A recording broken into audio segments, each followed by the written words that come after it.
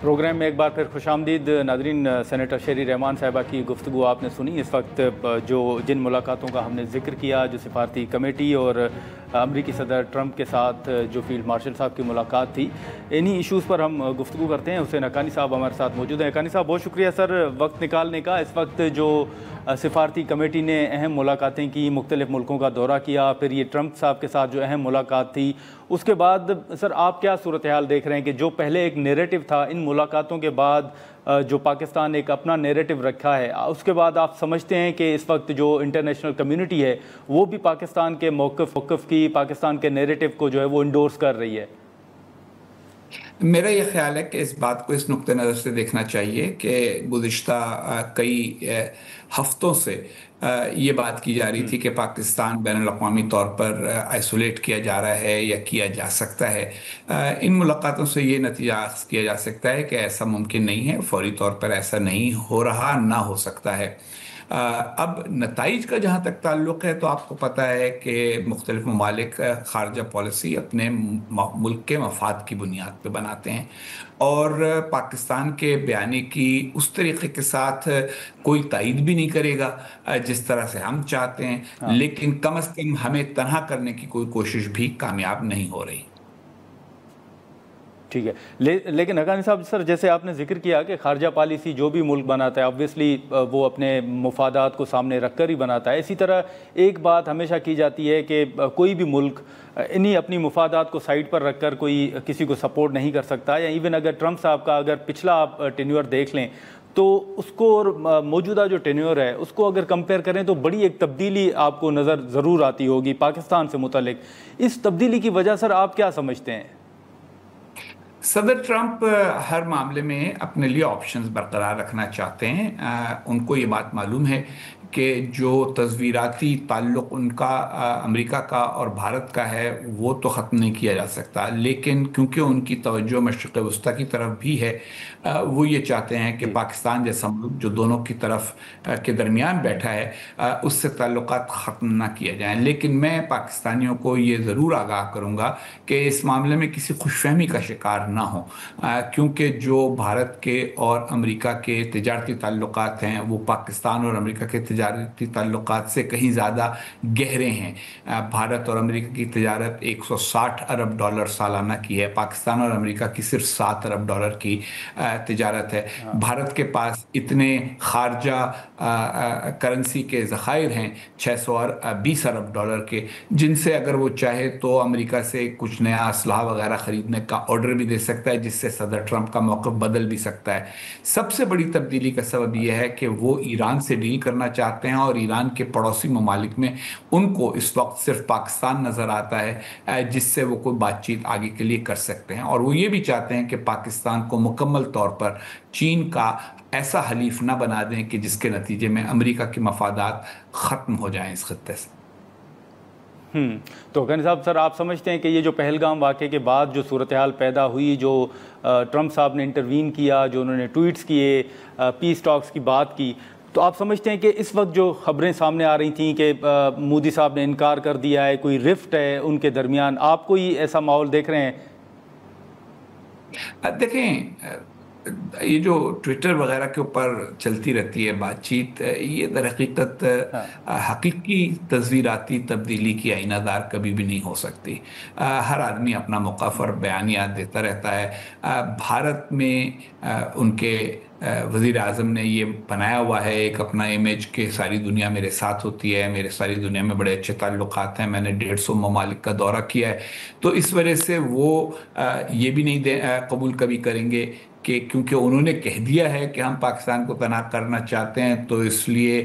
پاکستان کی تنہائی یقینی ہونی چاہیے ان کی نگاہ میں، اور کیونکہ وہ نہیں ہوئی تو وہ نئی بات کو، تبدیلی کو آسانی سے تسلیم نہیں کر سکتے۔ لیکن یہ بھی ہمارے علم میں رہنا چاہیے کہ صدر ٹرمپ پاکستان اور بھارت کے مذاکرات بھی نہیں کروا سکیں گے، کیونکہ مذاکرات کے لیے دونوں فریقوں کا راضی ہونا لازم ہوتا ہے، اور مجھے نہیں لگتا کہ بھارت مذاکرات کے لیے تیار ہوگا۔ اچھا، لیکن سر یہ جو فیلڈ مارشل صاحب کی ملاقات ہے، آپ اس کے اوور آل اثرات کیا دیکھ رہے ہیں؟ وہ پاکستان کی پولیٹکس ہو یا مڈل ایسٹ کی اگر اوور آل صورتحال کی اگر ہم بات کریں تو؟ फील्ड मार्शल आसिम मुनीर साहब की सदर ट्रंप से मुलाकात के दो फौरी नताइज तो आ चुके हैं। पहला यह है कि ये तासुर मुकम्मल तौर पर ख़त्म हो गया है कि पाकिस्तान बैनुल अक़वामी तौर पर तनहा है या तनहा किया जा सकता है। दूसरा ये कि जो पाकिस्तान में मुखालिफ पॉलिटिकल पार्टी है पाकिस्तान तहरीक इंसाफ, उसने जो एक तासुर कायम किया था कि वो बैनुल अक़वामी तौर पर बहुत लॉबिंग कर रही है और काफ़ी वसाइल खर्च करके और बैरून मुल्क रहने वाले पाकिस्तानियों को मुतहर्रिक करके अमेरिका से ऐसी पॉलिसी तब्दील करवा लेगी जिसके नतीजे में पाकिस्तान पर दबाव पड़ सकेगा, तो वो मामला भी पूरी तरह से ठप हो गया है। अब अगला मरहला ये है कि काउंटर टेररिज्म के मामले में क्रिप्टो करेंसी के हवाले से और इसके अलावा क्रिटिकल मिनरल्स के मैदान में अमेरिका और पाकिस्तान कितनी पेशरफ्त कर सकते हैं, और उस पेशरफ्त की बुनियाद पे अमेरिका और पाकिस्तान के ताल्लुकात में एक किस्म की गर्मजोशी ज़रूर आएगी और आने का इम्कान पैदा हुआ है जो पहले कई साल से पाकिस्तान और अमेरिका के ताल्लुकात में मौजूद नहीं रही।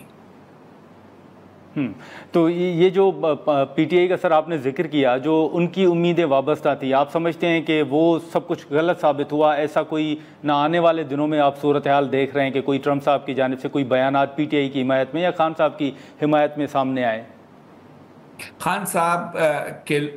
जो चाहने वाले हैं उनकी उम्मीदें यकीनन पूरी नहीं हुई हैं। जहाँ तक ट्रंप साहब के बयानात का मामला है, तो ट्रंप साहब भी क्योंकि एक मकबूलियत पसंद लीडर हैं, पॉपुलिस्ट लीडर हैं, तो कोई पता नहीं होता कि वो कब क्या बयान देंगे। लेकिन फौरी तौर पर ये इम्कान ख़त्म हो गया है कि वो पाकिस्तान में अंदरूनी सियासत में कोई किरदार अदा करने की कोशिश करेंगे या इमरान खान साहब की हिमायत में कोई किरदार अदा करेंगे। उन्होंने ये वाज़ेह इशारा दे दिया है कि वो हर मुल्क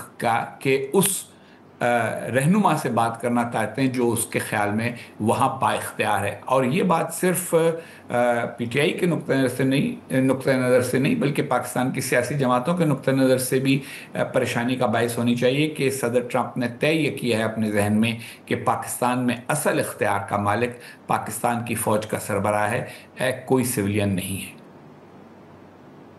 अच्छा सर, ये एक नुक्ता जो है वो यहाँ पर अपोजिशन भी उठा रही थी हमारे ही शोज़ में। पीटीआई के रहनुमा या दीगर रहनुमा ये भी बात कर रहे थे कि जो मुलाकात हुई है उसमें प्राइम मिनिस्टर साहब को इनवाइट नहीं किया गया था। तो ये जो एतराज़ात उठ रहे हैं, आप समझते हैं कि ये कोई जायज़ हैं, दुरुस्त हैं, ये एतराज़ात ठीक है?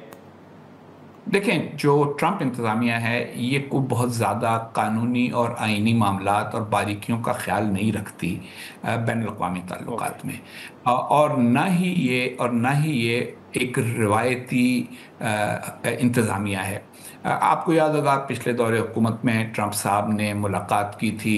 शुमाली कोरिया के हुक्मरान से, जबकि कई साल से अमेरिका का मौक़िफ़ ये था कि वो तो एक डिक्टेटर हैं और बहुत ख़तरनाक डिक्टेटर हैं। मुलाकात हो गई, बात आगे नहीं बढ़ सकी, वो उसको भूल के आगे बढ़ गए। तो इसी तरीके के साथ उनकी बहुत सारे लीडरों के साथ मुलाकात का इस किस्म के नताइज भी निकलते हैं और निकल सकते हैं। लेकिन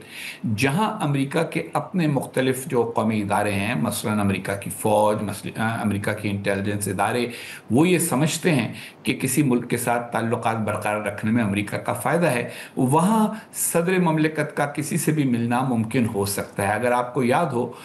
तो जब मैं सफ़ीर था उस ज़माने में सदर ओबामा हमारे आर्मी चीफ जनरल कैनी से भी मिले थे, मेरी मौजूदगी में मिले थे, और उन्होंने उनसे बराह रास्त बात की थी। तो इससे पहले भी सदर आइजनहावर के ज़माने में जनरल अयूब खान उस वक्त जनरल थे, फील्ड मार्शल नहीं बने थे,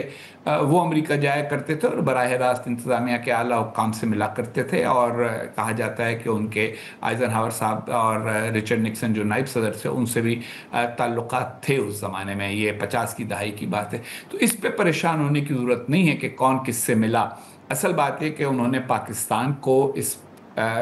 पाकिस्तान के मामले में ये सोचा कि पाकिस्तान के साथ रवाबित होने चाहिए, और उनकी दानिस्त में क्योंकि पाकिस्तान में असल इख्तियार के मालिक पाकिस्तान की फ़ौज के सरबराह हैं, इसलिए उन्होंने सोचा क्यों ना उनसे ही बराह रास्त बात की जाए, और वो उन्होंने कर ली। लेकिन ये जो ईरान का मामला है सर, इसमें हक्कानी साहब आपको याद होगा कि शुरू के दिनों में जो ट्रंप साहब के बयानात थे वो बार बार यही कह रहे थे कि हमने डील की एक पेशकश की थी या मुआहदे की एक बात की थी, तो ईरान को वो कबूल कर लेना चाहिए था इससे, और अब भी कबूल कर लेना चाहिए इससे कबल के सब कुछ ख़त्म हो जाए। लेकिन अब कल से जो खबरें आ रही हैं वो यही हैं कि 2 हफ्तों का टाइम जो है वो ट्रंप साहब ले रहे हैं। ये सर क्या आप किस तरह रीड कर रहे हैं इस चीज़ को? देखें, ईरान के हवाले से ये बात जहन में रहनी चाहिए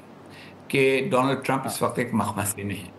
उनकी जो सपोर्ट बेस है उसका एक बहुत बड़ा अंसर है अमेरिका की वो मसीही आबादी है, जिसे एवेंजेलिकल क्रिश्चियन कहते हैं, जो कि इसराइल के मामले में बड़ा पक्का मौक़िफ़ रखती है इसराइल की मुसलसल हिमायत करने का।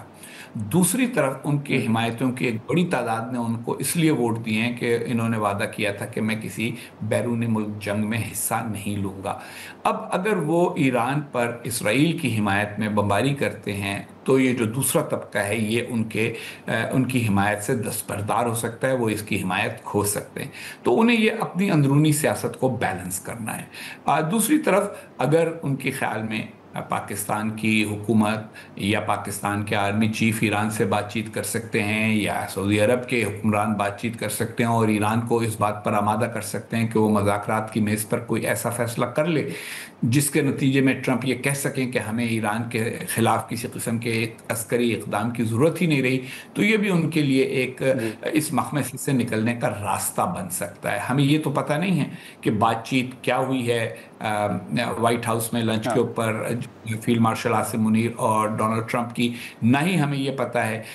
कि डोनाल्ड ट्रंप और सऊदी अरब के हुक्मरानों के दरमियान निजी सतह पर किस किस्म की बातचीत चल रही है। लेकिन ये वाज़ेह है कि उनके लिए ईरान पर